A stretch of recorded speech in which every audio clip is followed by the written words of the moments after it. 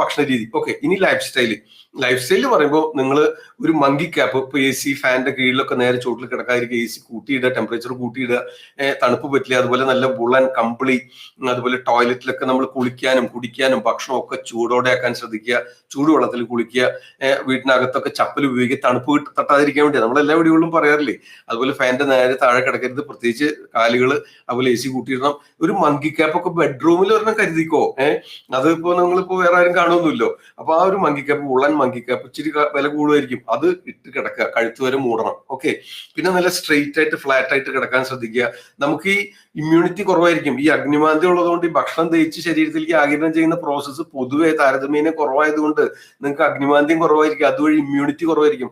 ചെറുങ്ങനെ അയലോകത്ത് ഒരാൾ തുമ്മി അപ്പം നിങ്ങൾ തുമ്പി തുടങ്ങും, ഇല്ലേ? ശരിയല്ലേ? അപ്പൊ അതുകൊണ്ട് ഈ മങ്കി ക്യാപ്പ് അങ്ങനെ തണുപ്പ്, തലയ്ക്ക് ശിരസ് കവത്തിന്റെ സ്ഥാന, ഈ പറഞ്ഞൊക്കെ തണുപ്പ് കൂടി കഴിഞ്ഞാൽ അഗ്നിമാന്ദ്യം ഉണ്ടാവും.